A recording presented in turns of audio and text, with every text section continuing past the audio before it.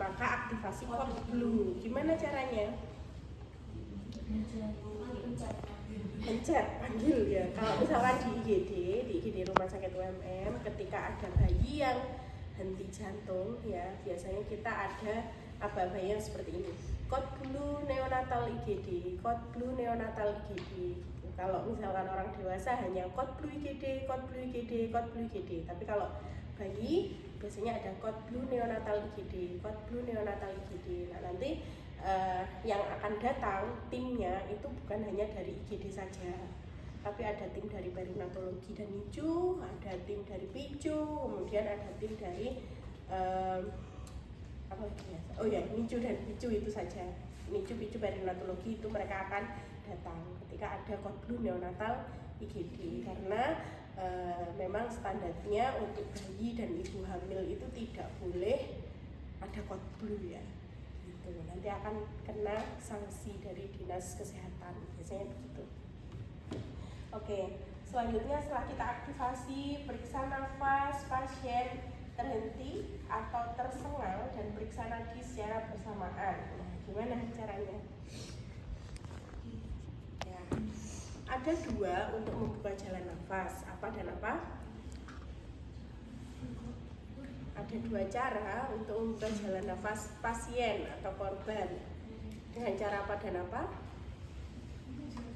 Head, till, chin, lift atau jaw thrust. Ya. Head, till, chin, lift atau jaw thrust. Ya.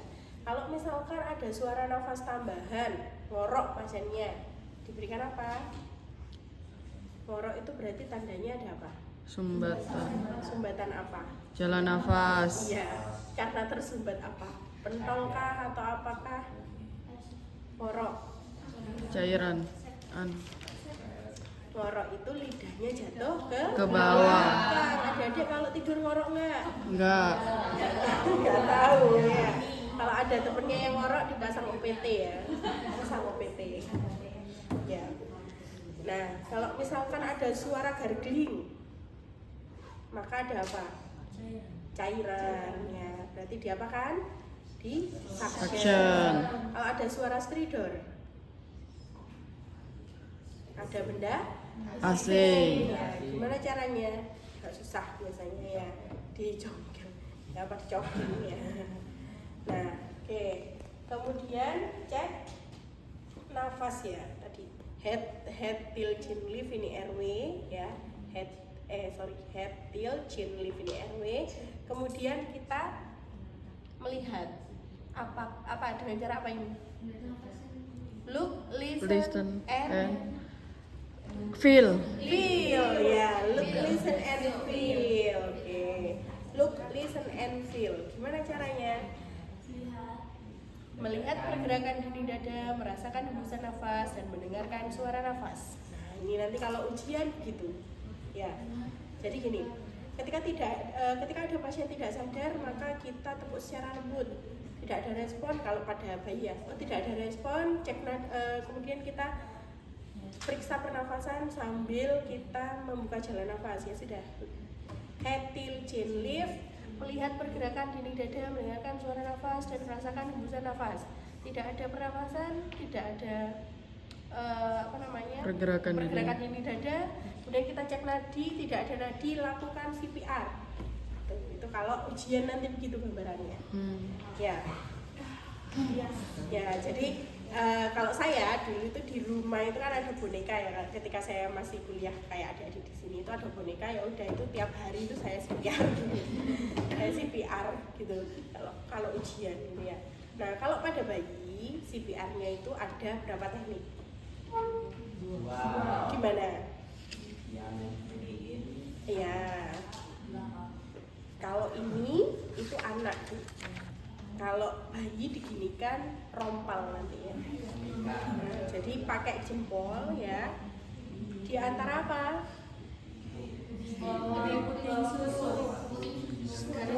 Garis dan puting susu ya.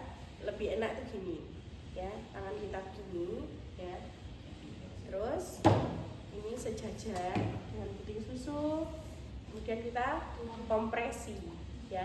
Ini tuh namanya kompresi deh, bukan CPR. Kalau CPR itu penggabungan antara kompresi dan ventilasi ya.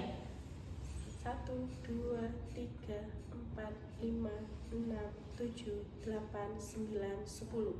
1, 2, 3, 4, 5, 6, 7, 8, 9, 10. 1, 2, 3, 4, 5, 6, 7, 8, 9, 10. Nah, setelah itu karena ini di rumah sakit berarti sudah ada apa? BVM ya. Ini namanya kalau di rumah sakit nanti kalau kalian praktikum nurse ya, Dek coba ambu bag gitu. Jangan bingung ya, ini namanya ambu bag. Di rumah sakit ini bilangnya ambu bag ya. Tapi ini nama ambu bag itu adalah nama dagang ya. Kalau aslinya ini adalah BVM, bag valve mask.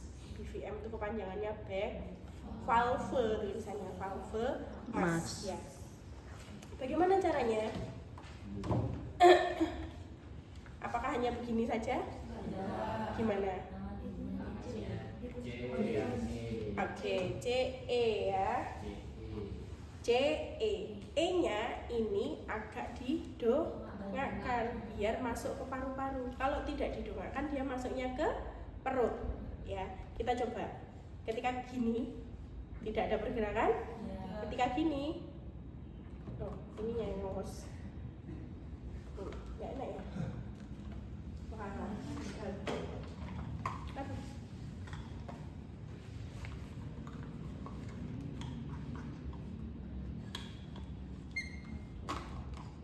CE. Nah, gerak. Ya. Nah, gini. Nanti kalau ujian jangan lupa ya. CE dinaikkan terus dipompa. Pompanya gimana? Apakah gini? Tidak. Ataukah gini? Tidak. Ya. Jadi bayi itu kan nafasnya itu ya nggak terlalu dalam, nggak terlalu kuat ya. Jadi gini aja. 1.000, 2.000, 1.000, 2.000, 1.000, 2.000 apa sampai 6.000? Sampai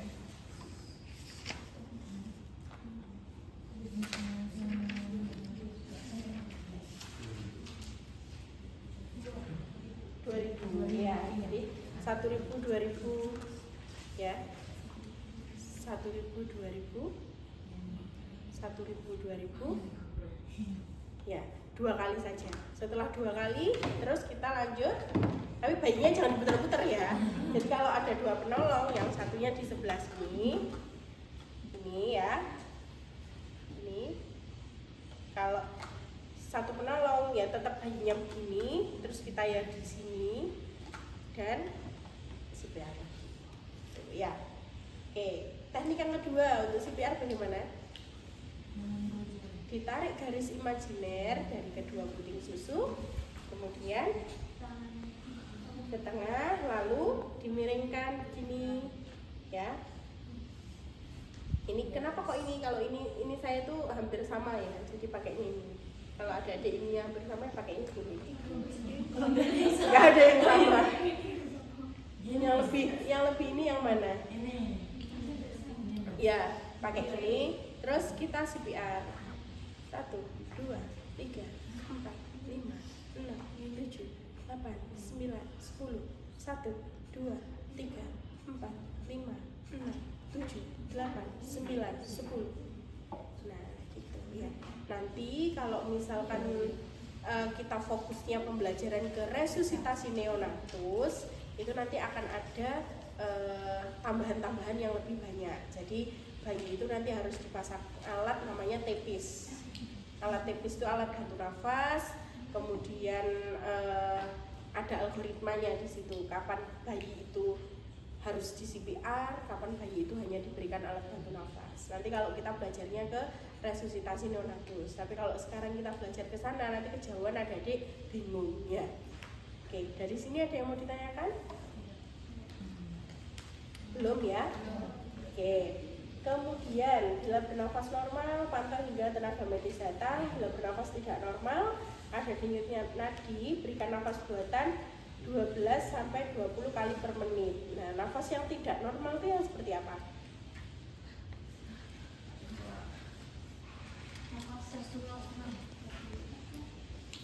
Nafas tersengal-sengal. Bentar ya, saya dulu. Pasti jika penolong kedua datang, gunakan rasio 15:2. Ada kok 15:2 ya?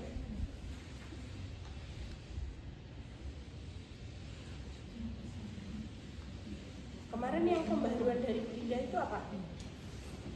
Choking. Ya kan? Ini apa? AED.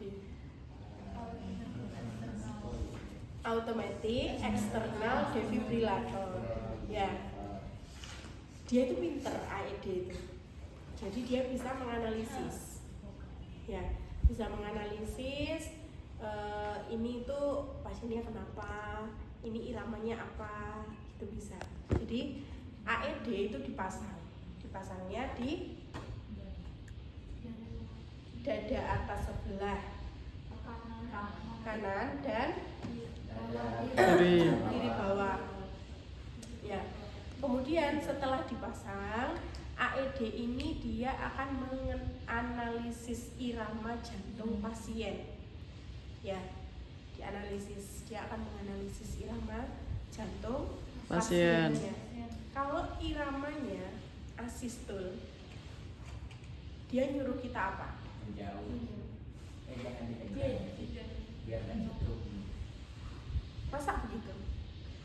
Ayo, kemarin diajari algoritma AHA nggak? Diajari algoritma AHA? Diajari?